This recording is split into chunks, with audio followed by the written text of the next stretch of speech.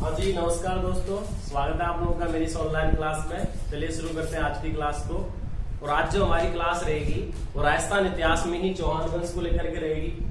अगर हम राजस्थान इतिहास में पिछली क्लास की बात करें या वंशों की बात करें जो राजस्थान इतिहास में हमने पढ़े हैं, तो उनमें हमने मेवाड़ का गोहिल वंश, राणा रावल वंश पढ़ा।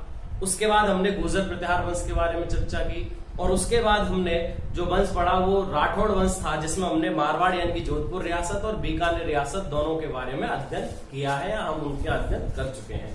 आज से हमारी क्लास चौहान वंश को लेकर के रहेगी। आज हम चौहान वंश के बारे में अध्ययन करेंगे। तो चलिए शुरू करते हैं आज की क्लास को। अगर आप मेरी क्लास पर नए हैं तो चैनल को शेयर करें, सब्सक्राइब करें, दूसरे दोस्तों तक इस क्लास को पहुंचाएं। उत्पत्ति के बारे में मत, सबसे पहले हम चौहान वंश के लिए उनकी उत्पत्ति के बारे में जो लेखकों के द्वारा, जो इतिहासवेत्ताओं के द्वारा मत दिए हुए हैं, उनके बारे में चर्चा कर लेते हैं। देखिए, चौहानों की उत्पत्ति अग्निकुंड से बताई गई है। अच्छा, ये अग्निकुंड कौन सा है? अग्निकुंड आबू यज्ञ, आबू कहां पड़ता है? सिरोही में। बताया जाता है कि ऋषि वशिष्ठ ने आबू पर यज्ञ किया था और इसकी जानकारी हमको किराड़ू अभिलेख से मिलती है। और किराड़ू अभिलेख कहां है? बाड़मेर में है।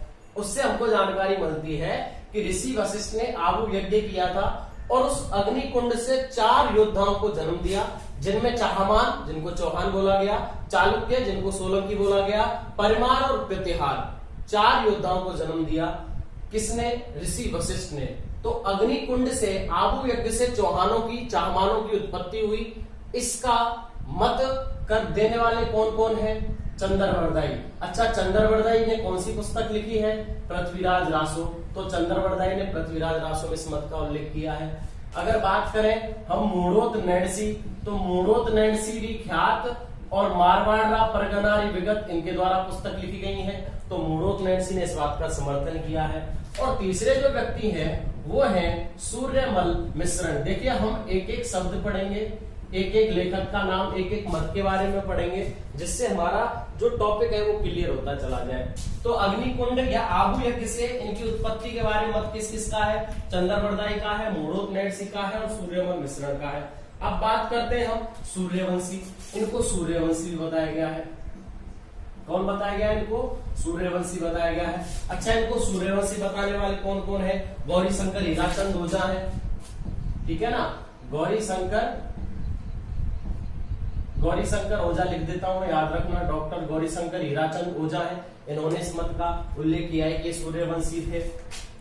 जयानक भट्ट है, जिसने पृथ्वीराज विजय लिखी है, इसने भी इस चीज का उल्लेख किया है। क्या बोलते हैं, सारंगधर या जोधराज, सारंगधर व जोधराज, इन दोनों ने एक पुस्तक लिखी है जिसको हम हम्बीर महाकाव्य के नाम से जानते हैं। हम्बीर रासो, सॉरी, किसके नाम से जानते हैं? हम्बीर रासो। तो सारंगधर और जोधराज ने हम्बीर रासो में इनको सूर्यवंशी बताया है। जयानक भट्ट ने पृथ्वीराज विजय में इनको सूर्यवंशी बताया है। और गौरी शंकर ओझा ने भी इनको कौन बताया है? सूर्यवंशी बताया है कि ये सूर्यवंशी थे। कौन? चौहान। तीसरा जो मत है वो इंद्र के वंशज भी इनको बताया गया है। किसके वंशज बताया गया? इंद्र भगवान, इंद्र जो देवता है, इनके वंशज चौहानों को बताया गया है। और बताने वाला एक अभिलेख है जो सेवाड़ी अभिलेख है। कौन सा अभिलेख है? सेवाड़ी अभिलेख है। और सेवाड़ी अभिलेख में यह बताया गया, अजमेर में पड़ता है यह बताया गया है कि ये जो है वो कौन थे? इंद्र के वंशज थे। किसके वंशज थे? इंद्र के वंशज थे। इनको विदेशी मत भी दिया गया है, ठीक है ना। विदेशी मत किस किसके द्वारा ये बताया गया कि सारे विदेश से आए थे, विदेशी लोग थे। तो किसके द्वारा बताया गया? James Tod. इसका भाई का बहुत योगदान रहा है राजस्थान इतिहास में, ठीक है ना। जेम्स टॉड की पुस्तक थी, क्या नाम था? The annals and antiquities of Rajasthan, ठीक है, जिसको the central and western Rajput states of India भी बोलते थे। उसका संपादन यानी कि उसको प्रकाशन किसने करवाया था? विलियम कुर्क ने। तो इसने भी इस बात का समर्थन दिया है कि ये विदेशी थे। एक और व्यक्ति है जिनका नाम हमको मिलता है B.A. स्मिथ। इसने भी क्या बताया है कि चौहान जो थे वो विदेशी थे। कौन थे? चौहान विदेशी थे। किसने कहा है? जेम्स टॉड ने कहा है, विलियम कुक ने कहा है और B.A. स्मिथ के द्वारा इनको विदेशी बताया गया है। ब्राह्मण वंश की बात कर लेते हैं कि इनको ब्राह्मण वंश का भी बताया गया है, जो इनका प्रमुख भी माना जाता है। याद रखना, 2 चीजों पर ध्यान अधिक दिया गया है, एक ब्राह्मण वंश पर और एक अग्निकुंड पर। ब्राह्मण वंश का किस किसने बताया है साहब? दशरथ शर्मा ने बताया है। दशरथ शर्मा ने इसको क्या बताया है, इनको ब्राह्मण वंशीय बताया है। और जिस अभिलेख से इनके बारे में शुरुआती जानकारी मिलती है उस अभिलेख का नाम है बिजोलिया शिलालेख या अभिलेख, जो भीलवाड़ा में है। उसने भी इनको कौन बताया है, ब्राह्मण वंशीय बताया है। कौन बताया है, ब्राह्मण वंशीय बताया है। गोपीनाथ शर्मा नाम के एक व्यक्ति हैं, उन्होंने भी इनको चौहानों को ब्राह्मण वंशीय बताया है। कौन सा वंश का बताया है, ब्राह्मण वंशीय। किसने, दशरथ शर्मा ने बिजोलिया शिलालेख में और गोपीनाथ शर्मा ने। अच्छा, बिजोलिया शिलालेख में जो चौहानों की उत्पत्ति करवाने वाला व्यक्ति है, जिसको हम आगे पढ़ेंगे अभी, वासुदेव, उसको वत्स गोत्रीय ब्राह्मण बताया है। तो इसका मतलब ये बिल्कुल सही है कि ये कौन से वंश के थे, ब्राह्मण वंश के थे। कौन से वंश के थे, ब्राह्मण वंश के थे। इनको चंद्रवंशी मत भी दिया गया के साथ, सूर्यवंशी होने के साथ साथ ये चंद्रवंशी भी थे, चंद्रवंशी मत। तो ये दिया गया अचलेश्वर अभिलेख में। अचलेश्वर अभिलेख में इनको चंद्रवंशी बताया गया है। क्लियर हो गई बात। तो ये क्वेश्चन प्रमुख है, पेपर में क्वेश्चंस बनते रहते हैं कि चौहानों की उत्पत्ति को लेकर के कौन सा मत किसके द्वारा दिया गया, या चौहानों की उत्पत्ति को लेकर के मत दे देते हैं, साइड में नाम दे देते हैं, मिस कर देते हैं एक आध को और बोल देते हैं कौन सा गलत है या कौन सा सही है। क्लियर है, दोबारा सुन लेते हैं। चौहानों की उत्पत्ति के बारे में अग्निकुंड या आयुग से ऋषि वशिष्ठ का जो यज्ञ था उसमें चंद्रवर्दाई, मूढ़ोत्नैषी और सूर्यमल मिश्रण ने बताया इस मत के बारे में। सूर्यवंशी, गौरी शंकर, हीराचंद ओझा, जयानक भट्ट, सारंगधर व जोधराज ने बताया। चंद्रशेखर ने जो हम्बीर हट लिखी है उसमें भी हम्बीर महाकाव्य, हम्बीर रासो, हम्बीर हट, उन सारी पुस्तकों में इनको सूर्यवंशी बताया गया है। इंद्र के वंशज सेवाड़ी अभिलेख अजमेर में बताया गया है। विदेशी मत जेम्स टॉड, विलियम क्रुक या बी ए स्मिथ ने दिया है।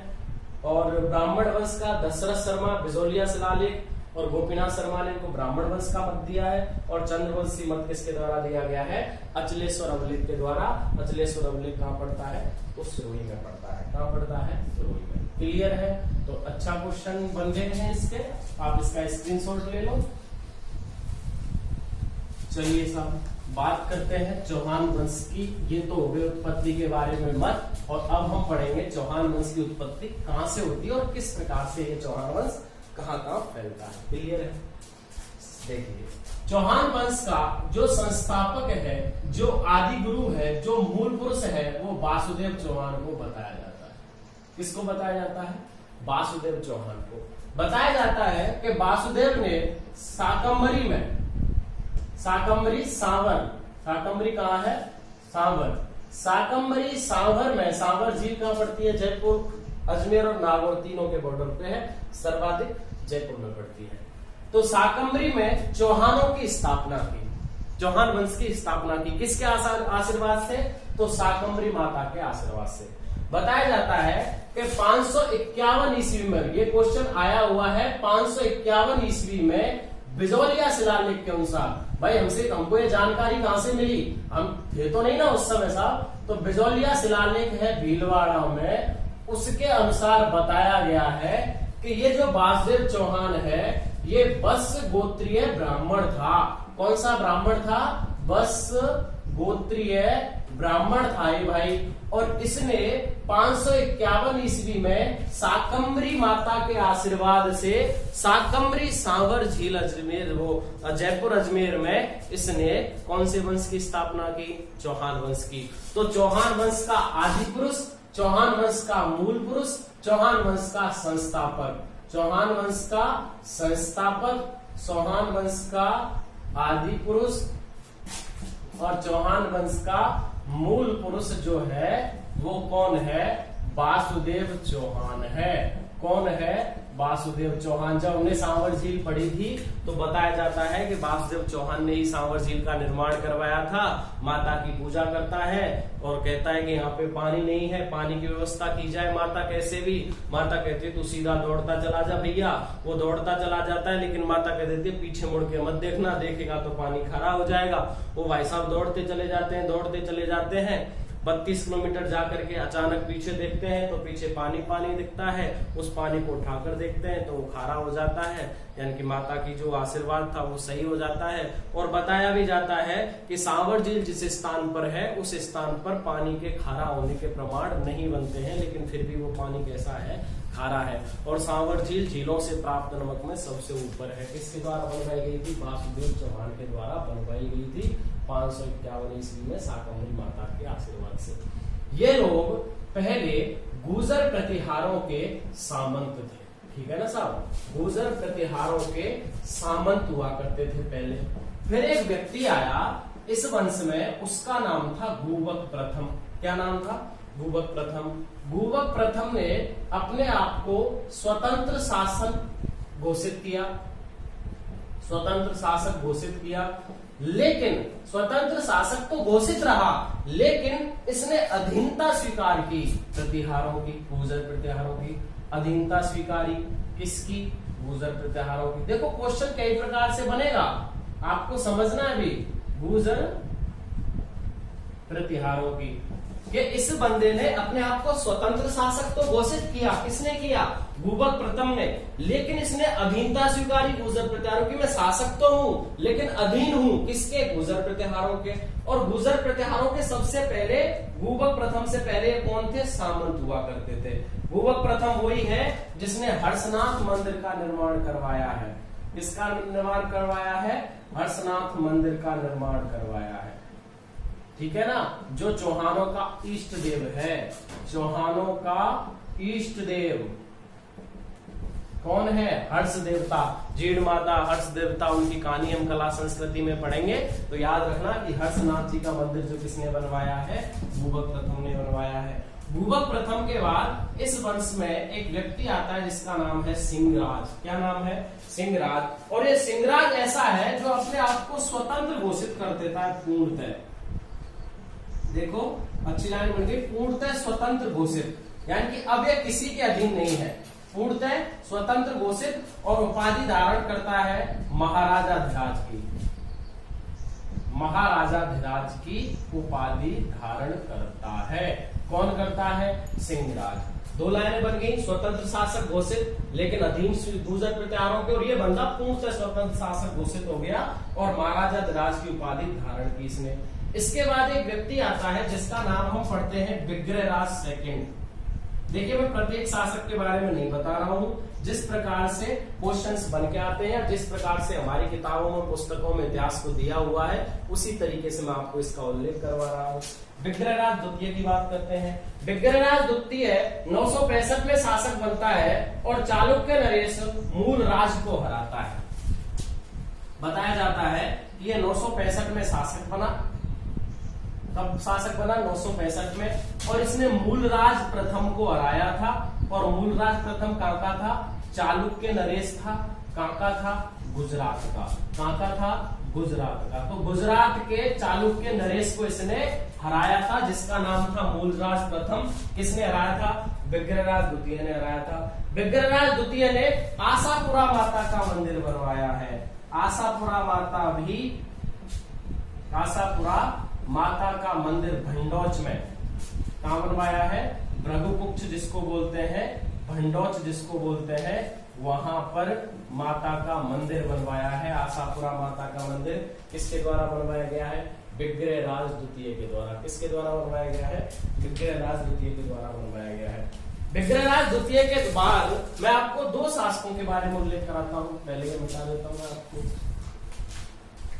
अगर आप मेरी क्लासेस ले रहे हैं तो पहली बात तो आप क्लास को पूरा लें। पूरा लेने के साथ साथ तो आप उसके नोट्स बनाएं।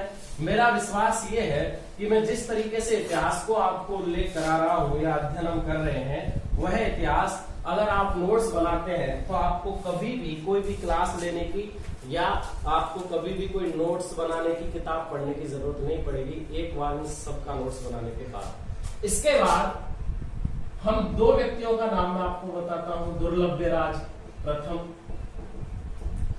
दुर्लभ्यराज प्रथम ऐसा शासक था जिसके समय सबसे पहला मुस्लिम आक्रमण हुआ। पहला मुस्लिम आक्रमण याद रखना, सिर्फ इतना याद रखना, इतना ही उल्लेख मुझे भी मिला है कि पहला मुस्लिम आक्रमण जो हुआ था वो किसके समय हुआ था? तो दुर्लभ्य राज प्रथम के समय हुआ था। दुर्लभ्य राज सेकंड का भी नाम हम पढ़ते हैं, दुर्लभ्य राज सेकंड का भी नाम पढ़ते हैं।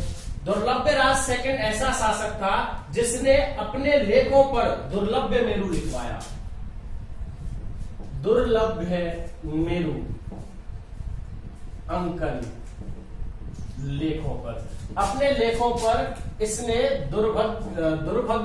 दुर्लभ्य मेरु लिखवाया।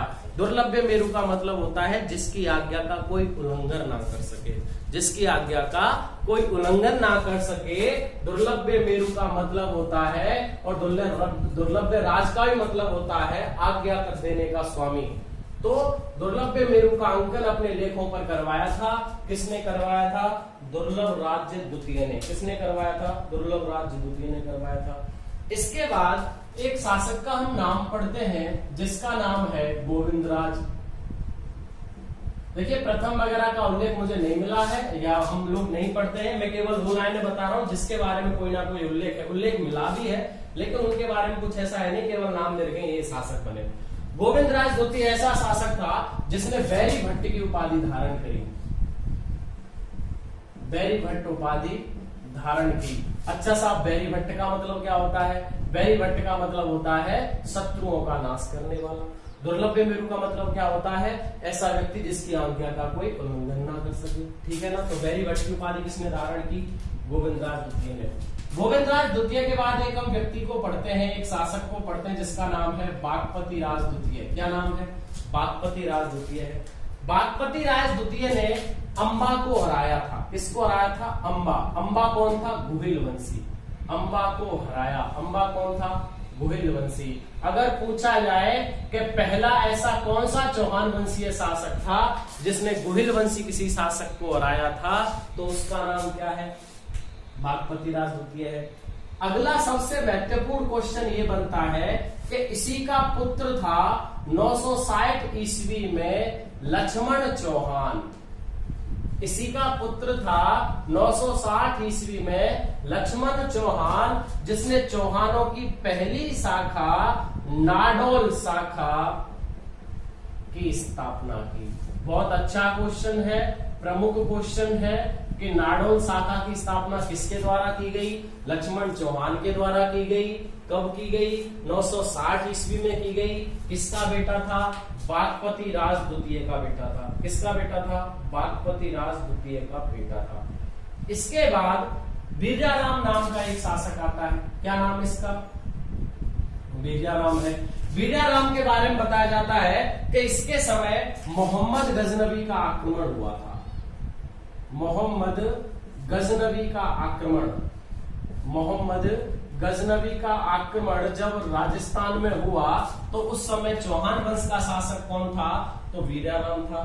और वीर्याराम को परमार वंशी शासक भोज था। एक परमार वंशी शासक भोज ने मार डाला। किसने मार डाला साहब इसको? परमार शासक था, परमार वंशी शासक था भोज, गुजरात का।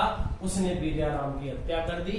और वीर्याराम ऐसा शासक था चौहानों का जिसके समय मोहम्मद गजनवी था, जिसने 1024 में आक्रमण किया। 1017 से लेकर के 1024-25 तक इसने आक्रमण किए थे। ठीक है ना? सोमनाथ मंदिर की लूट तक। तब तक अगर शासक की बात की जाए तो राजस्थान में शासक कौन था? अजमेर में 1024 का आक्रमण था ये। और उस समय शासक कौन था? वीर्याराम। कौन था साहब? वीर्याराम। वीर्याराम का भाई होता है चामुंडा राय। कौन होता है? चामुंडा राय। कौन है इसका? भाई है। याद रखना इसका कौन है? भाई। ये क्या करता है? वापस भोज को पराजित कर देता है। भोज को पराजित करता है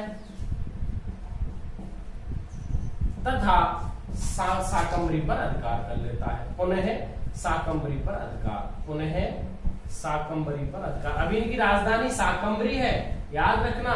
अभी हम राजधानी क्या पढ़ रहे हैं इनकी? शाकंभरी। केवल एक शाखा निकली है। कौन सी शाखा? नाडोल शाखा, जो 1205 में मिल जाती है। जब हम जालोर की शाखा पढ़ेंगे तब बताऊंगा मैं आपको इसको। बस आप याद रखिए कि 960 में लक्ष्मण चौहान ने नाडोल शाखा की स्थापना की, जो बागपति राज द्वितीय का पुत्र था। चामुंडा राय के बाद विग्रहराज तृतीय शासक बनता है। कौन बनता है? विग्रहराज तृतीय। और बताते हैं कि इसके समय परमार और चौहानों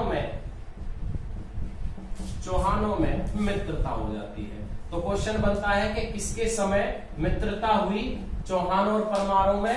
तो किसके समय हुई? विग्रहराज तृतीय के समय। किसके समय हुई? विग्रहराज तृतीय के समय हुई। विग्रहराज तृतीय का पुत्र होता है पृथ्वीराज प्रथम। कौन होता है? पृथ्वीराज प्रथम। ठीक है ना? आप इसका स्क्रीनशॉट ले सकते हैं और साथ में नोट्स, जो भी पढ़ रहे हैं वो साथ में नोट्स बनाते चलिए आप। मुझे पता है कि अभी मेरी क्लासों को कम देखा जा रहा है, लेकिन एक टाइम जरूर आएगा जब मेरी मेहनत रंग लाएगी और आप लोग इस चीज को समझेंगे कि जो क्लासेस चल रही हैं वो कितने व्यवस्थित ढंग से चल रही हैं, किस हिसाब से मैं आपको क्लासेस कंप्लीट करा रहा हूं। चलिए शुरू करते हैं। इसके बाद जो शासक बना वो था पृथ्वीराज प्रथम। पृथ्वीराज प्रथम गोविंदराज वो विग्रहराज तृतीय का बेटा था। यह प्रथम ऐसा शासक रहा जिसका आधिपत्य रणथंभौर तक गया। कहां तक गया? रणथंभौर। रणथंभौर कहां है? सवाई माधोपुर में। तो बोल सकते हैं कि रणथंभौर दुर्ग पर अधिकार किया इसने। किसने? पृथ्वीराज प्रथम ने। वहां पर जैन मंदिर है। कौन से मंदिर है? जैन मंदिर। उन पर स्वर्ण कलश लगवाए इसने। स्वर्ण कलश लगवाए। क्वेश्चन आ जाता है कि साहब जो वहां पे जैन मंदिर है रणथंभौर में, वहां पे स्वर्ण कलश किसके द्वारा लगवाए गए? अब भी लगे हुए हैं। किसके द्वारा लगवाए गए थे? वो पृथ्वीराज प्रथम के द्वारा लगवाए गए थे। किसके द्वारा लगवाए गए थे सर? पृथ्वीराज प्रथम के द्वारा लगवाए गए थे। पृथ्वीराज प्रथम को राजशेखर जिसने पुस्तक लिखी है प्रबंध कोश, ठीक है ना, प्रबंध कोश में तुर्क सेना का विजेता कहा है। तुर्क सेना का विजेता किसे कहा गया है? पृथ्वीराज प्रथम को कहा गया है। किसने कहा है? तो राजशेखर ने कहा है। कौन सी पुस्तक में कहा है? तो प्रबंध कोश में कहा है। कौन सी पुस्तक में कहा है सर इसको? प्रबंध कोश में पृथ्वीराज प्रथम को राजशेखर ने तुर्क सेना का विजेता कहा है। ऐसा भी बताया जाता है कि 1105 में जब चालुक्यों में कितने चालुक्य बताए गए? 700, मतलब कुल संख्या थी सैनिकों की। जब 700 चालुक्य पुष्कर को लूटते हैं, पुष्कर कहां है? अजमेर में है ना। पुष्कर को लूटते हैं तो यह इन सब की हत्या करवा देता है। लूटते हैं तो चालुक्यों की हत्या करवा देता है या मरवा देता है उनको। कौन करवाता है ऐसा? पृथ्वीराज प्रथम करवाता है। कौन करवाता है? पृथ्वीराज प्रथम। कब करवाता है? 1105 ईस्वी में। कब करवाता है? 1105 ईस्वी में। इसके बाद आते हैं अजयराज। और अजयराज का जो शासन है, यहां से हम इनका व्यक्तिगत जो शासन है उस हिसाब से पढ़ेंगे जो इनका काल है। तो अजयराज जो है वो 1113 में शासक बनते हैं और 1133 ईस्वी तक शासन करते हैं। और अजयराज के बाद चौहान वंश की वास्तविक स्थिति पैदा हो जाती है जब यह अजयमेरु दुर्ग का निर्माण करवाते हैं। अजयमेरु दुर्ग जो वर्तमान में कहां बना हुआ है? तारागढ़, जिसको कहते हैं अजमेर में। अजयमेरु दुर्ग का निर्माण करवाते हैं और साकम्बरी से अजमेर को राजधानी बनाते हैं। अजमेर को राजधानी बनाते हैं, यानी कि दूसरी शाखा निकल के आ गई इनकी।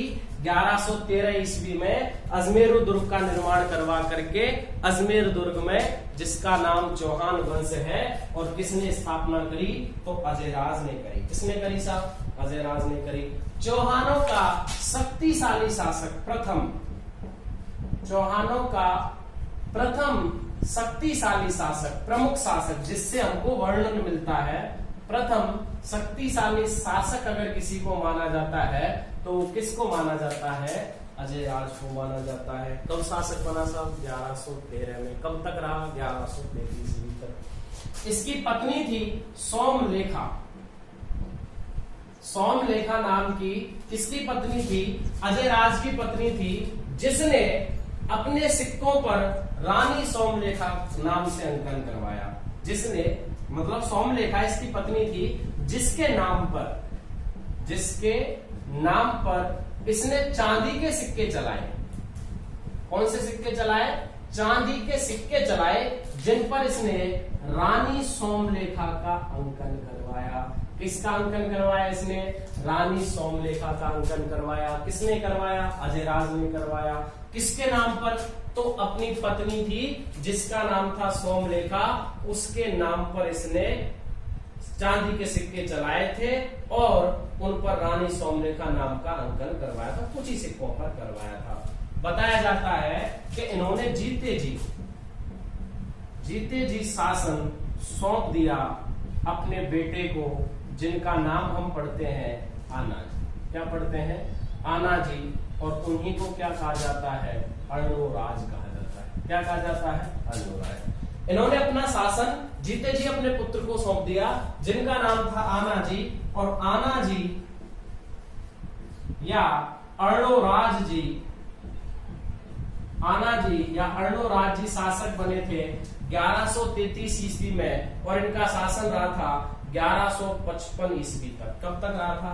1155 ईस्वी तक इनका शासन रहा। देखिए साहब, इनके बारे में चर्चा कर लेते हैं। आना जी वो है जिन्होंने आना सागर झील का निर्माण करवाया था। हमने जब झील पढ़ी तो मैंने बताया था कि आना सागर झील का निर्माण करवाया।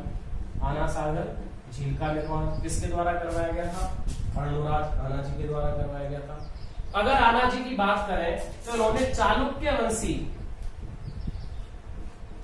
वंशी नरवर्मन को हराया था। किसको हराया था? नरवर्मन को हराया था।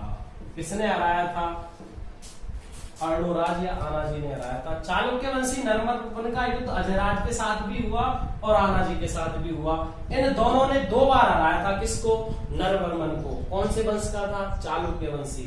आना सागर झील का निर्माण किसने करवाया था? अर्णोराज ने करवाया था। मैं इसको ऊपर मिटा देता हूं और उल्टा चलते हैं, ठीक है ना सर? अर्णोराज। नोट्स बनाते चलिए सर, साथ साथ क्लास को शेयर भी कीजिए, सब्सक्राइब भी कीजिए, दोस्तों तक पहुंचाइए। जितने भी आपके दोस्त हैं जो पढ़ रहे हैं, एजुकेशन तैयारी कर रहे हैं कंपटीशन की, उनके लिए। तो अर्णोराज का शासन 1133 से 1155 ईस्वी तक रहा। आना सागर झील का निर्माण इन्होंने करवाया और चालुक्य वंशी नरवर्मन को इन्होंने पराजित किया था। और इन्होंने अर्णोराज के बारे में बात कर रहे हैं हम। चालुक्य वंशी एक व्यक्ति था जयसिंह सिद्धराज। चालुक्य वंशी एक व्यक्ति था जिसका नाम था जयसिंह सिद्धराज की पुत्री थी कांचन देवी। क्या नाम था? कांचन देवी से विवाह किया। कांचन देवी से विवाह किया। किसने किया? अर्णोराज ने। चालुक्य वंशी नरवर्मन को हराया और उसके बाद चालुक्य वंशी जयसिंह सिद्धराज की पुत्री कांचन देवी से इन्होंने विवाह किया। बताया जाता है कि यह शैव धर्म अनुयायी थे। कौन से धर्म के अनुयायी थे? शैव धर्म। तो क्वेश्चन बन जाता है कि अर्णोराज कौन से धर्म के अनुयायी थे? इन्होंने पुष्कर झील पर, कौन सी झील पर? पुष्कर झील पर 12 मंदिर बनवाए थे। कितने मंदिर बनवाए थे? 12 मंदिर, जिनमें से प्रमुख मंदिर जिनका हम नाम पढ़ते हैं तो ब्रह्मा मंदिर है और बरहा मंदिर है। इन दोनों का निर्माण किसके द्वारा करवाया गया था? अर्णोराज के द्वारा करवाया गया था। किसके द्वारा करवाया गया था? अर्णोराज के द्वारा करवाया गया था। अर्णोराज ने महाराजाधिराज परमेश्वर, अर्णोराज की बात कर रहे हैं, ठीक है ना? अर्णोराज 1133 से लेकर के 1155। अर्णोराज ने महाराजाधिराज परमेश्वर परम भट्टारक, महाराजाधिराज परमेश्वरम परम भट्टारक की उपाधि धारण की। किसने धारण की? अर्णोराज ने। शासन 1133 से 1155 तक। देखिए, इनके समय जो प्रमुख व्यक्ति थे उनका नाम था, जो इनके दरबारी कवि रहे उनका नाम था देवबोध व धर्मबोध। क्वेश्चन आया हुआ है पेपर में कि देवबोध धर्मबोध किसके दरबारी कवि थे? तो ये दरबारी कवि थे अर्णोराज के। किसके दरबारी कवि थे? अर्णोराज के। अर्णोराज के 5 पुत्रों का नाम हम पढ़ते हैं। अर्णोराज के कितने पुत्रों का नाम हम पढ़ते हैं? 5।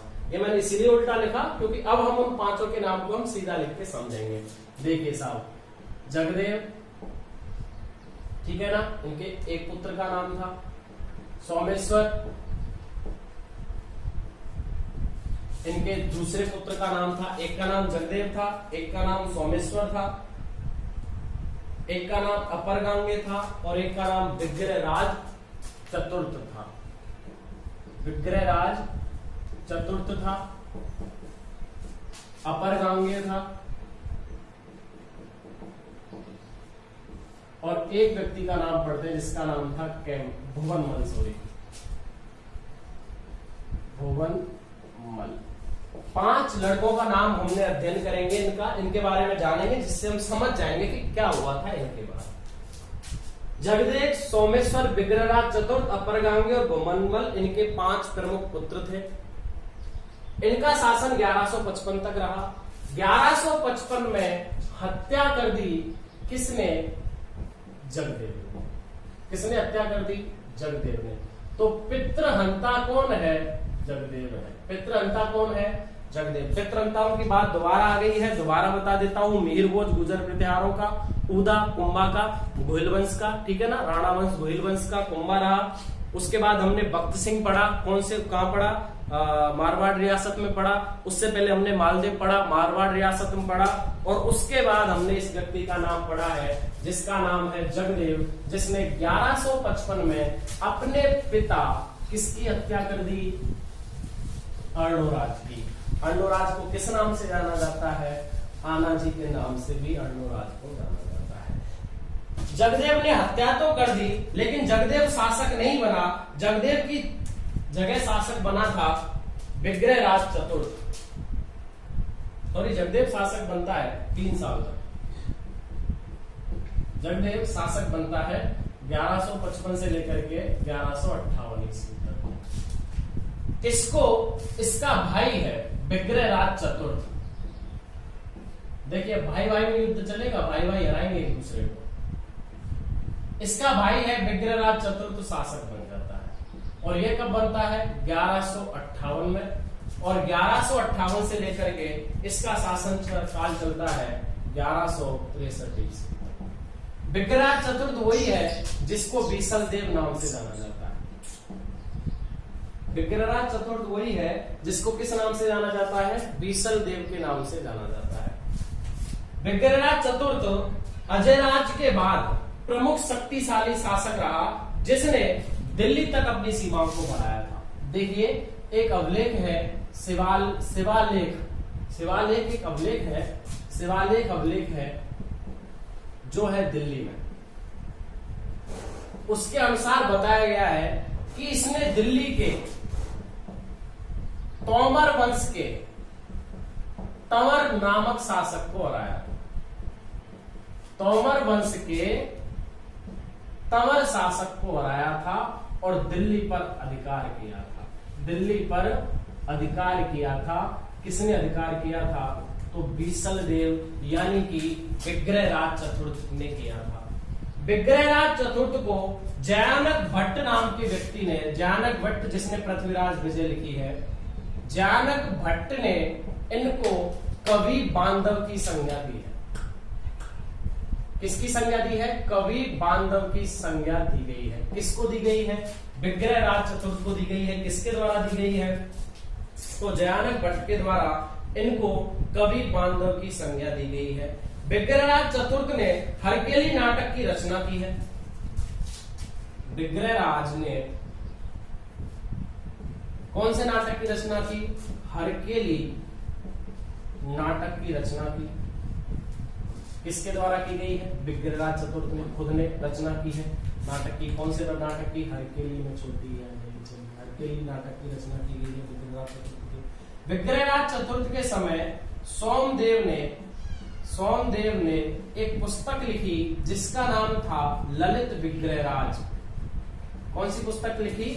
ललित विग्रहराज सोमदेव के द्वारा लिखी गई पुस्तक है, जिसमें बीसल देव की, इसी में इसको बीसल देव नाम दिया गया है प्रमुख, बीसल देव की एवं इंद्रपुर की राजकुमारी, इंद्रपुर की राजकुमारी देसल देवी का प्रेम प्रसंग है। क्वेश्चन आया हुआ है कि सोमदेव के द्वारा जो ललित विग्रहराज पुस्तक लिखी गई है उसमें किन किन का प्रेम प्रसंग है, तो बीसल देव एवं इंद्रपुर की राजकुमारी देसल देवी का प्रेम प्रसंग जो है वो ललित विग्रहराज पुस्तक में दिया हुआ है। किसने लिखी है? सोमदेव ने। हरकेली नाटक की रचना किसने की है? विग्रहराज ने। और जयानक भट्ट जिसने पृथ्वीराज विजय लिखी है उसने इनको किसकी संज्ञा दी है? कवि बांधव की संज्ञा दी गई है। किसकी संज्ञा दी गई है इनको? कवि बांधव की संज्ञा दी गई है। देखिए किलहॉर्न नामक एक लेखक है, किलहॉर्न ने कहा है कि यह कालिदास की एवं भवभूति की, ये प्रमुख लेखक थे जिनका नाम हम पढ़ते हैं। कालिदास के बारे में आप जानते ही हैं, भवभूति हैं। कालिदास एवं भवभूति की होड़ कर सकता है। किलहॉर्न ने कहा है कि ये वह व्यक्ति है जो कालिदास और भवभूति की होड़ कर सकता है। किसके बारे में? विग्रहराज चतुर्थ के बारे में। और चौहानों का स्वर्ण युग, याद रखना, चौहानों का स्वर्ण युग पूछा जाए तो किस शासक के समय था? तो चौहानों का जो स्वर्ण युग है वो विग्रहराज चतुर्थ के समय था। विग्रहराज चतुर्थ ने एक संस्कृत विद्यालय का, पाठशाला का निर्माण करवाया जिसे सरस्वती कंठाभरण के नाम से जाना गया। सरस्वती कंठाभरण के नाम से जाना गया।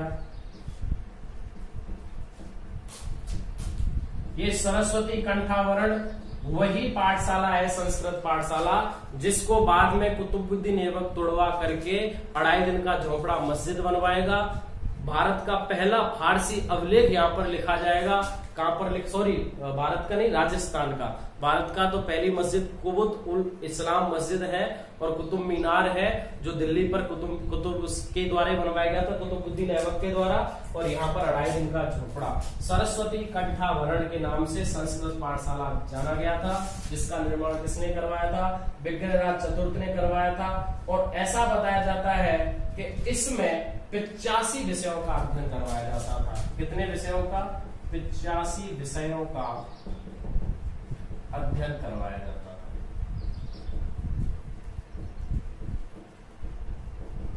ठीक है ना साहब? 85 विषयों का अध्ययन करवाया जाता था। विग्रहराज चतुर्थ या इसके बाद पृथ्वीराज चौहान तृतीय आएंगे, उनके समय तक इसमें 85 विषयों का अध्ययन होता था। बताऊंगा मैं संस्कृत पाठशाला का कैसे टूटी थी। पहले हमने विग्रहराज चतुर्थ के बारे में पढ़ा। चौहानों का स्वर्णिम उनके काल कहा जाता है। बीसलदेव कहा गया है। शिवालिक अभिलेख दिल्ली है, जिसमें उन्होंने बताया जाता है कि तंवर वंश के तंवर शासक को आकर के दिल्ली पर अधिकार किया। जयानक भट्ट ने इनको कवि बांधव की संज्ञा दी। विग्रहराज ने हरिकेली नाटक की रचना की है। सोमदेव ने ललित विग्रहराज में बीसलदेव एवं इंद्रपुर की राजकुमारी देसल देवी का प्रेम प्रसंग बताया है। और किलहॉर्न ने कहा है कि यह कालिदास और भवभूति की होड़ कर सकता था। और इन्होंने एक संस्कृत पाठशाला का निर्माण करवाया जिसे सरस्वती कंठाभरण के नाम से जाना गया, जिसमें 85 विषयों का अध्ययन करवाया जाता था। कितने विषयों का? 85 विषयों का। इनके काल में एक व्यक्ति और है जिनका नाम है नरपति नाल है। नरपति नाल है जिन्होंने एक पुस्तक लिखी है बीसलदेव रासो। कौन सी पुस्तक लिखी है? बीसलदेव रासो। किसके द्वारा लिखी गई है? नरपति नाले के द्वारा लिखी गई है। क्लियर है? इनकी मृत्यु के बाद देखिए जगदेव शासक बना 1155 से 58 तक। इनकी मृत्यु के बाद सोमेश्वर मतलब हरा करके सोमेश्वर शासक बना। सोमेश्वर नहीं, विग्रहराज चतुर्थ। कौन शासक बना? विग्रहराज चतुर्थ। और विग्रहराज चतुर्थ के 1163 में मृत्यु के बाद शासक बनता है अपर गांगे। कौन शासक बनता है? अपर गांगे शासक बनता है। अपर गांगे का शासन मात्र 1 वर्ष चलता है। कितने वर्ष चलता है? 1 वर्ष। कब से कब तक?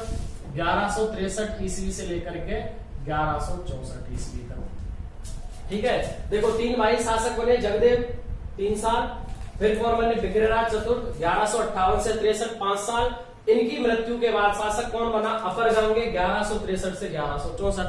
अपर गांगे को जगदेव का बेटा है पृथ्वीराज द्वितीय। पृथ्वीराज द्वितीय मार देता है। किसको? अपर गांगे को, अपने चाचा को मार देता है। और 1164 में 1169 ईस्वी तक शासक कौन बनता है? पृथ्वीराज द्वितीय शासक बनता है। कौन शासक बनता है? पृथ्वीराज द्वितीय। कितने वर्ष तक रहता है? 5 वर्ष तक। कब से लेकर के कब तक? 1164 से लेकर के 1169 ईस्वी तक शासक बनता है। 1169 में इसको हटा करके सोमेश्वर चौहान शासक बन जाते हैं, इसका चाचा। बहुत इजी है समझना, कोई कठिन नहीं है। जगदेव ने अपने बाप को मारा, बाप का नाम क्या था? अर्णोराज। जगदेव शासक बना 3 वर्ष। जगदेव को हटा करके उसका भाई शासक बना विग्रहराज चतुर्थ 5 वर्ष। विग्रहराज चतुर्थ की हत्या हो गई, मतलब मर गए विग्रहराज चतुर्थ, उनकी मृत्यु हो गई, तो उसके बाद अपर गांगे शासक बना 1 वर्ष। लेकिन अपर गांगे को इसके भतीजे जगदेव के बेटे ने मार दिया, पृथ्वीराज द्वितीय ने। पृथ्वीराज द्वितीय ने 5 वर्ष शासन किया। इसका एक मामा था किलहन, जो गुहिल वंशी था। किसका? पृथ्वीराज द्वितीय का। वो इसका सहयोगी था, किलहन का सहयोग। किसका सहयोग था? किलहन का सहयोग था। जो इसका एक मामा था, गुहिल वंशी मामा था। गुहिल वंशी मामा लिख सकते हैं। गुहिल वंशी मामा किलहन के सहयोग से यह शासक बना। और उसने अपने दुर्ग का किलेदार भी किलहन को ही बनाया था। किसको बनाया था? किलहन को। और फिर अपने भतीजे को हटा करके शासक कौन बन गया? सोमेश्वर चौहान। कौन बन गया? सोमेश्वर चौहान। भुवनमल शासक नहीं रहता है, याद रखना। भुवनमल शासक नहीं रहता है, संरक्षक रहेगा सोमेश्वर चौहान के बेटे का, जिसका नाम है पृथ्वीराज तृतीय। क्लियर है? ये हमने किसके बारे में पढ़ा था? विग्रहराज चतुर्थ के बारे में। और अब हम किसके बारे में अध्ययन करेंगे? सोमेश्वर चौहान। चलिए साहब,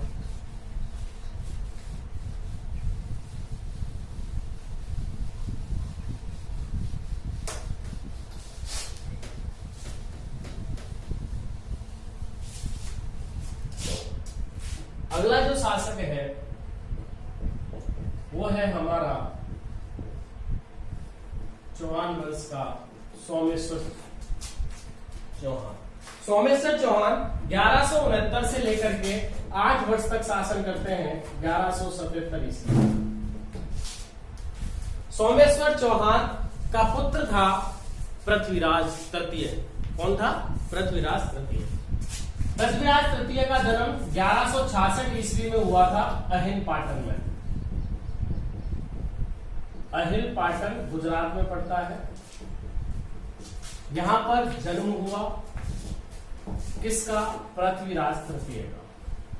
देखिए बड़े अच्छे ढंग से समझना, पृथ्वीराज तृतीय का जन्म कहां हुआ? अहिल पाटन में हुआ। कब हुआ? 1166 ईस्वी में हुआ। कब हुआ? 1166 ईस्वी में। इनकी माता का नाम यानी कि सोमेश्वर चौहान की पत्नी कौन थी? कर्पूरी देवी। कर्पूरी देवी थी कौन? तो तोमर वंश के अनंगपाल की पुत्री। अनंगपाल की पुत्री, जिनका शासन कहां था? दिल्ली पर। कहां पर शासन था? दिल्ली पर। बड़े अच्छे ढंग से समझना है हमको सोमेश्वर चौहान से और पृथ्वीराज तृतीय के इतिहास को लेकर। सोमेश्वर चौहान शासक बने थे 1169 में, लेकिन उनसे पहले ही उनके बेटे का जन्म हुआ 1166 ईस्वी में, उनकी पत्नी कर्पूरी देवी से अहिल पाटन गुजरात में। कब? 1166 में। तो कर्पूरी देवी कौन थी? तोमर वंश के अनंगपाल की पुत्री थी। ठीक है ना? अब क्या होता है, बचपन में ही पृथ्वीराज का रिश्ता इच्छनी से तय करवा दिया जाता है। अच्छा साहब, इच्छनी कौन है? जैत सिंह की पुत्री। अच्छा, जैत सिंह को कहीं कहीं सलक सिंह भी लिखा हुआ है, तो याद रखना। ठीक है ना साहब? और जैत सिंह या सलक सिंह कहां का है? सिरोही का। कहां का है? सिरोही का। बड़ी अच्छी क्वेश्चन है कि पृथ्वीराज तृतीय का रिश्ता तय करवा दिया गया जैत सिंह की पुत्री या सलक सिंह की पुत्री। सिरोही के जो शासक हैं उनका नाम है इच्छनी। क्या नाम है? इच्छनी इनका नाम है। और तब इनकी उम्र थी 11 वर्ष। किसकी? इनकी। भाई 1166 में पैदा हुए, 1177 की बात है तो लगभग 10 से 11 वर्ष की इनकी उम्र थी। किनकी? पृथ्वीराज चौहान की, जब इनका रिश्ता तय करवाया गया था जैत्र सिंह की पुत्री या सरल सिंह की पुत्री इच्छनी के साथ करवाया गया था। उस समय गुजरात का शासक था, गुजरात का शासक था भीम सिंह द्वितीय। गुजरात का शासक था भीम सिंह द्वितीय। भीम सिंह द्वितीय भी इच्छनी को हरना चाहता है, उसको ले जाना चाहता है। किसका विरोध करके?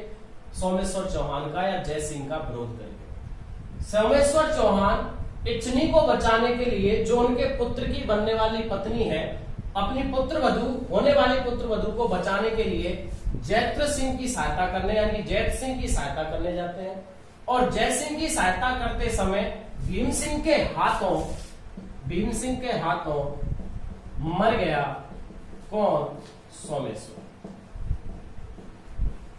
सोमेश्वर चौहान की मृत्यु किसके हाथों हो गई? भीम सिंह द्वितीय के हाथों हो गई। भीम सिंह द्वितीय कहां का शासक है? गुजरात का। कौन से वंश का है? चालुक्य।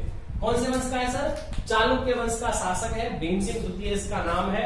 इच्छनी कौन थी? जिसका विवाह पहले पृथ्वीराज तृतीय से किया गया, बाद में विवाह पृथ्वीराज तृतीय से हो जाता है इसका। लेकिन इस युद्ध में सोमेश्वर चौहान मर जाते हैं और सोमेश्वर चौहान की मृत्यु के बाद इनका पुत्र शासक बनता है जिसका नाम है पृथ्वीराज तृतीय, जो 1177 ईस्वी में शासक बनता है और 1192 ईस्वी तक रहता है।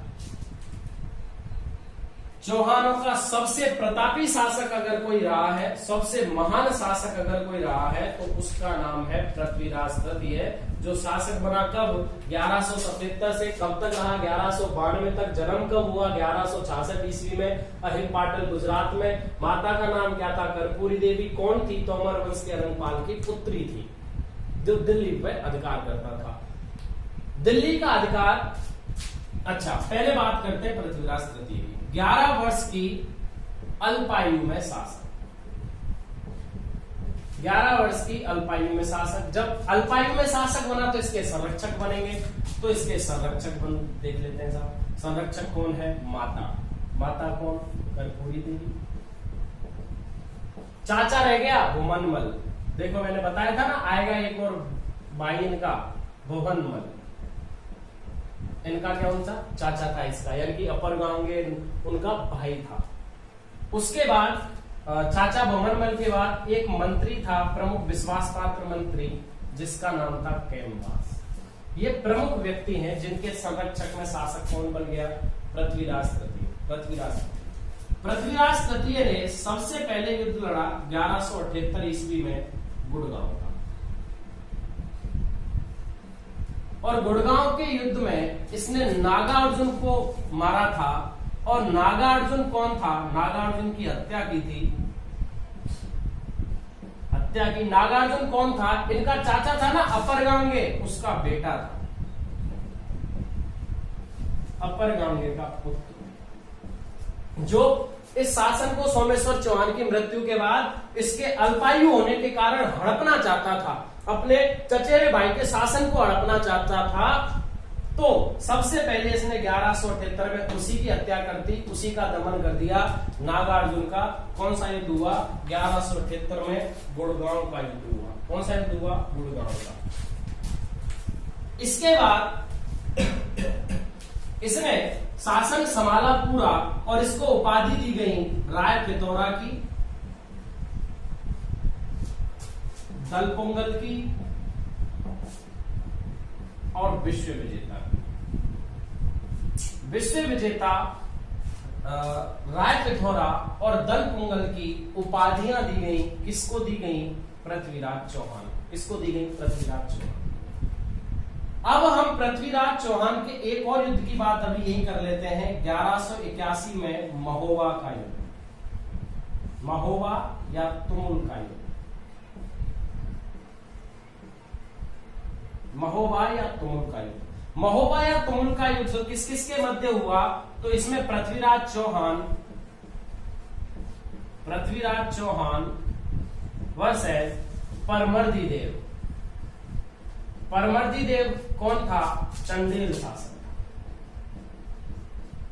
चंदेल शासक परमर्दी देव में और पृथ्वीराज चौहान में 1181 महोबा तुमुल का युद्ध होता है, जिसमें परमर्दी देव की तरफ से दो प्रमुख सेनापति लड़ने आते हैं। एक का नाम है आला और एक का नाम है उदल। इनके ऊपर सीरियल भी बने हुए हैं, महान योद्धा थे। तो आला उदल का संपर्क कौन से युद्ध से था?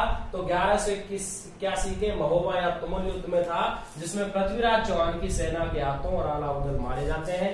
परमर्दी देव यहाँ से भाग जाता है और ग्वालियर दुर्ग को जाकर के आत्महत्या कर लेता है। ठीक है ना। परमर्दी देव की तरफ से लड़ने कौन जाते हैं? आला और उदल। अब बात होती है युद्ध हुआ क्यों, किस तरीके से हुआ। अब आप सीधे चले जाओ इसके नाना के पास। इसका नाना कौन है? अनंगपाल दिल्ली का। इसके नाना के दो नवासे हैं। एक का नाम है पृथ्वीराज, ठीक है ना। मैं इसको यहां से हटा रहा हूं, वैसे ही हम पढ़ चुके हैं, अब हमको यहां समझना है। अच्छा, इसके नाना के दो नवासे हैं अनंगपाल के। एक तो ये है पृथ्वीराज और एक है जयचंद्र गढ़वाल।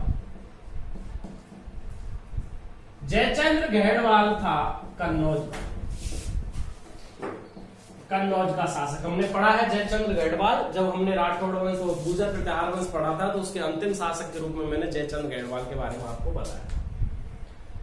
जयचंद्र गढ़वाल पृथ्वीराज चौहान से बड़ा था, इसका मौसेरा भाई था।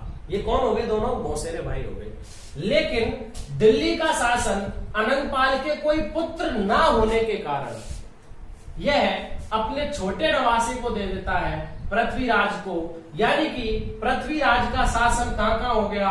अजमेर में भी प्लस दिल्ली में। और यह शासन कहां का है? कन्नौज का। यानी कि उत्तर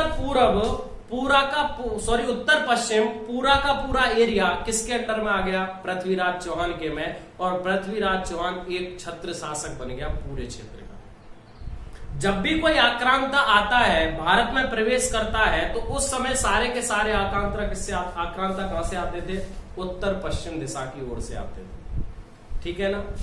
सबसे पहले जब यह अजमेर और दिल्ली का संयुक्त शासक बना, तो इसने पूरे भारत को जीतना शुरू किया और इसने कन्नौज जाने से पहले चंदेल पर आक्रमण किया। और चंदेल का शासक कौन था? परमर्दी देव। और परमर्दी देव के सेनापति कौन थे? आला और उदल। और पृथ्वीराज चौहान ने आला और उदल को मार दिया और चंदेल को जीत लिया। अब उससे एक क्षेत्र रह गया है, उसका नाम क्या है? कन्नौज। क्या नाम है? कन्नौज। अब ये कन्नौज पर भी आक्रमण करना चाहता है। कौन? पृथ्वीराज। भाई अपना क्षेत्र तो प्रत्येक शासक बढ़ाता था, तो ये भी अपना क्षेत्र बढ़ाना चाहता है। अभी मैं आपको वो फालतू की कहानियों में नहीं उल्टा रहा हूं, मैं अभी आपको पूर्णतः सच्चाई बता रहा हूं जो चल रही है, किस तरीके से ये युद्ध हुआ था।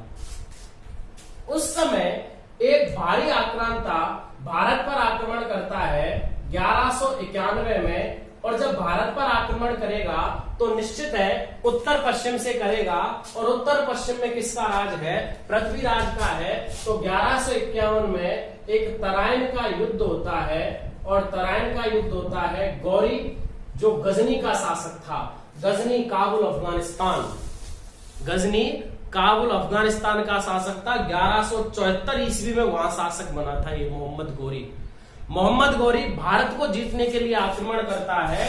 और मोहम्मद गौरी और पृथ्वीराज में युद्ध होता है, जिसमें पृथ्वीराज जीत जाता है और मोहम्मद गौरी अपनी जान बचा करके यहां से भाग जाता है।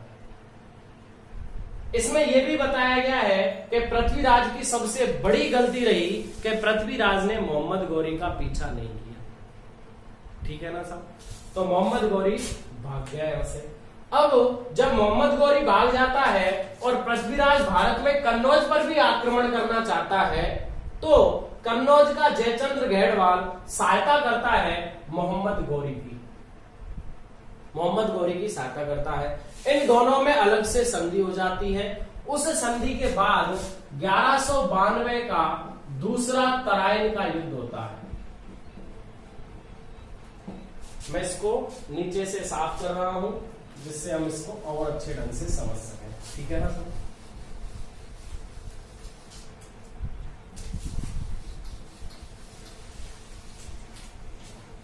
जयचंद्र गढ़वाल और मोहम्मद गौरी की संयुक्त सेना के मध्य तराइन का दूसरा युद्ध गौरी वर्सेस पृथ्वीराज के मध्य होता है। पृथ्वीराज के मध्य होता है। जयचंद्र गढ़वाल गौरी की सहायता करता है। अब सहायता के दो कारण बताए गए हैं। कौन से कारण बताए गए? दो कारण बताए गए हैं। कौन कौन से कारण? एक तो जयचंद्र गढ़वाल दिल्ली का नवासा ये भी था, लेकिन बड़ा होने के कारण भी शासन किसको दे दिया? पृथ्वीराज को। एक तो इसलिए यह पृथ्वीराज से नफरत करता था। दूसरा, पृथ्वीराज अजमेर और दिल्ली का बड़ा शासक होने के कारण कन्नौज पर अधिकार करना चाहता था, संपूर्ण क्षेत्र जीतना चाहता था। तीसरा कारण यह है कि जयचंद्र की एक पुत्री थी जिसका नाम था संयोगता। क्या नाम था? संयोगता। देखिए, मैं आपको उस तरीके से कहानी वानी नहीं बताऊंगा जिस तरीके से आप उल्टे सीधे हाथ पैर फेंक के पढ़ते हैं। बहुत सारी क्लासेस चल रही हैं, लेकिन मेरा मकसद है केवल आपको समझाना। तो जयचंद्र गढ़वाल की पुत्री थी संयोगता। संयोगता और पृथ्वीराज बचपन में दिल्ली में रहते हैं, क्योंकि ये तो इसका तो है ननिहाल और संयोगता के बाप का ननिहाल है। भाई ये तो मौसेरे भाई थे, यानी किसके भाई की? मौसेरे भाई की पुत्री थी। इन दोनों में प्रेम प्रसंग हो जाता है। जब ये बात जयचंद्र गढ़वाल को पता चलती है तो वो संयुक्ता का स्वयंवर रखवाता है। स्वयंवर में बहुत सारे शासक आते हैं, पृथ्वीराज नहीं आता है, उसको बुलाया नहीं जाता है। जबकि ये इसकी बेइज्जती करने के लिए पृथ्वीराज का पुतला खड़ा कर देता है दरबार के रूप में। जहां दरबार लग रहा था उसके बाहर पृथ्वीराज चौहान का, पृथ्वीराज तृतीय का पुतला खड़ा कर देता है। कौन? जयचंद्र गढ़वाल, इसकी बेइज्जती करने के लिए। लेकिन संयोगता इससे प्रेम करती थी, जिसके कारण संयोगता सबको छोड़ते हुए और जाकर के उसी में जो मूर्ति बनी हुई थी पृथ्वीराज की, उसमें अपनी वरमाला डाल देती है। पृथ्वीराज तृतीय को यह बात पता चलती है, पिक्चरों की तरह आकर के भैया इसको उठा ले जाता है, जिसको गंधर्व विवाह कहते हैं। क्या कहते हैं? गंधर्व विवाह। तो हमारी लाइन तो हमने इतनी समझी कि इसने भाई जयचंद्र गढ़वाल का तीन हिसाब से विरोध कर रहा था। एक तो उसके भैया ननिहाल का उसने शासन ले लिया, दूसरा एक कन्नौज को जीतना चाहता था पृथ्वीराज अपना शासन बढ़ाने के लिए, दोनों में द्वेष था, दोनों बड़े शासक थे। और तीसरा, जयचंद्र गढ़वाल की पुत्री संयुक्ता से गंधर्व विवाह करने के कारण जयचंद्र गढ़वाल 1192 के तराइन के युद्ध में मोहम्मद गौरी से मिल जाता है और इस युद्ध में पृथ्वीराज चौहान की मृत्यु हो जाती है। पृथ्वीराज चौहान की मृत्यु हो जाती है और जीत कौन जाता है? मोहम्मद गौरी। और मोहम्मद गौरी अपने गुलाम कुतुबुद्दीन ऐबक को शासन सौंप जाता है। कहां का शासन सौंप जाता है? कहां का? भारत का। भारत का गुलाम वंश का प्रथम संस्थापक, भारत में सल्तनत काल की शुरुआत कुतुबुद्दीन ऐबक से हुई है। कुतुबुद्दीन ऐबक को शासन सौंप जाता है और यहां से चला जाता है। कौन? मोहम्मद गौरी। ये शासन हो गया यहाँ तक का। ये कुतुबुद्दीन ऐबक वही है जिसने जब अब ये दिल्ली और अजमेर दोनों को जीत गया ना भाई, तो दिल्ली में तो इसने कुतुब उल इस्लाम मस्जिद बनवाई, कुतुब मीनार बनवाया, ठीक है ना। और इसने अजमेर के संस्कृत पाठशाला को तोड़वा करके, जो विग्रहराज चतुर्वेशदेव के द्वारा बनवाई गई थी, उसको तोड़वा करके इसने क्या बनवाया था? 2.5 दिन का झोपड़ा मस्जिद बनवाई थी, जहां पर प्रथम फारसी अभिलेख लिखा हुआ है। राजस्थान की प्रथम मस्जिद भी वही है, प्रथम अभिलेख भी वही है। मोहम्मद गौरी के समय सलीमुद्दीन चिश्ती भी आए थे, ख्वाजा मुइनुद्दीन चिश्ती, सलीमुद्दीन चिश्ती नहीं, ख्वाजा मुइनुद्दीन चिश्ती किसके समय आए थे? जो अजमेर में दरगाह बनी हुई है ख्वाजा मुइनुद्दीन चिश्ती की, वो किसके समय बनी हुई है? किसके समय की बनी हुई है? तो वो कुतुबुद्दीन ऐबक या मोहम्मद गौरी के साथ आए। अब एक अगली किताब पढ़ते हैं हम, पृथ्वीराज रासो। पृथ्वीराज रासो जो चंदर बरदाई के अनुसार लिखी गई है, उसके अनुसार इस युद्ध का निर्णय कुछ अलग रहता है। पहले हमने वास्तविक बात पढ़ ली, अब हम एक पुस्तक के अनुसार पढ़ रहे हैं। पृथ्वीराज रासो चंदर बरदाई के अनुसार बनाया गया है कि मोहम्मद गौरी 1192 में इस युद्ध को जीतने के बाद पृथ्वीराज चौहान को मारता नहीं, अपने साथ काबुल ले जाता है। काबुल ले जाकर के इसको बहुत ज्यादा यातनाएं दी जाती हैं, इसकी आंखें फोड़ दी जाती हैं। बताया जाता है कि जयचंद्र चंद्रवरदाई के साथ चंद्रवरदाई का पुत्र और चंद्रवरदाई अपने मित्र को ढूंढते हुए, पृथ्वीराज चौहान अपने शासक को ढूंढते हुए काबुल पहुंच जाते हैं। और 1206 की बात है, कब की बात है? 1206 ईस्वी की बात है। ये 1206 ईस्वी में 1192 से लेकर के 14 साल के अंतराल में चंद्रवरदाई और चंद्रवरदाई का पुत्र ये दोनों मिलकर के पहुंचते हैं कहां पर? काबुल, अफगानिस्तान पर।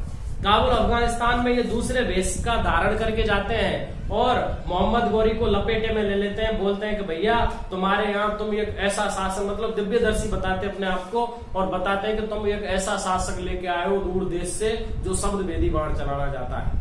मोहम्मद गौरी इस बात का विश्वास नहीं करता है, बोलता है ऐसा कौन है जो आज शब्द वेदी बाण भी चला देगा, क्योंकि इनको बोलते हैं कि इनको शब्द वेदी बाण चलाना आता था पृथ्वीराज चौहान तृतीय को। तो बोलते हैं कि पृथ्वीराज चौहान तृतीय को शब्द वेदी बाण चलाना आता था। यह बात पृथ्वीराज चंद्रवरदाई उसको जाकर के बताता है पृथ्वीराज के बारे में गौरी को। गौरी मानता नहीं है, तो वो कहता है ठीक है एक बार तुम उसे सभा में बुलवा दो, मैं चलवा दूंगा।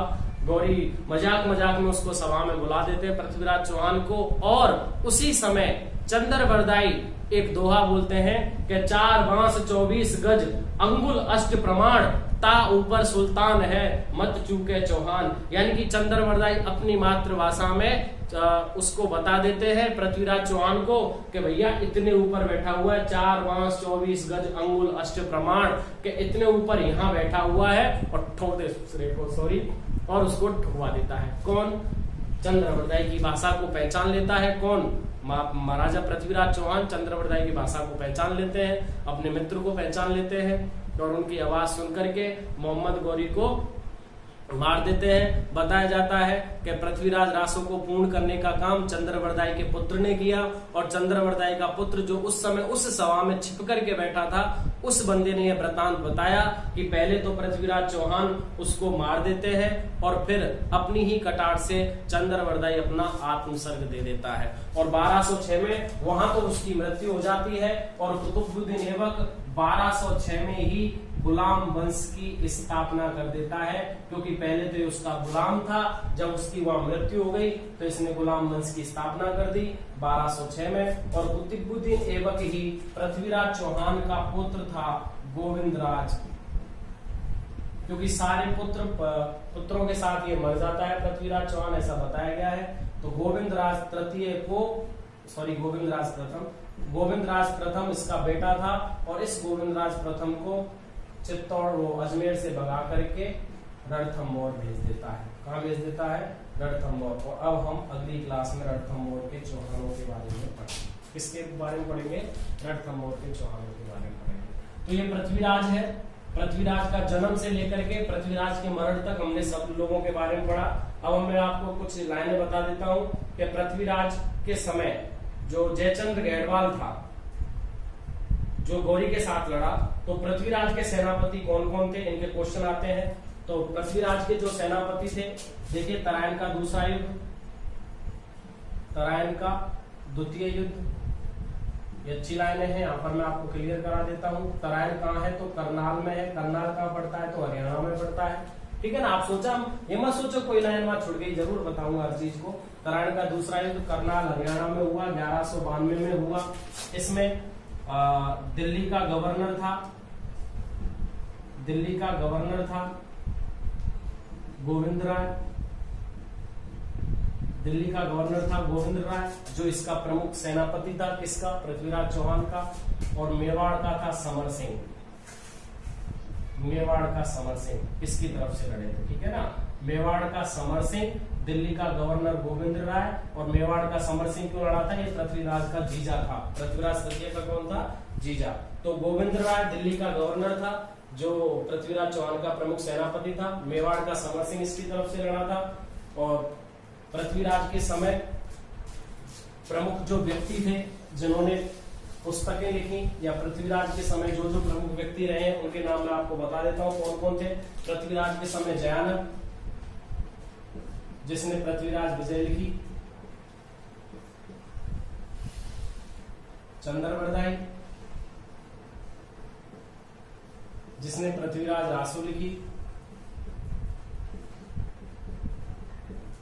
ठीक है ना? चंद्रवरदाई, पृथ्वीराज रासो लिखी। जनार्दन नागेश्वर, जनार्दन नागेश्वर पृथ्वी भट्ट,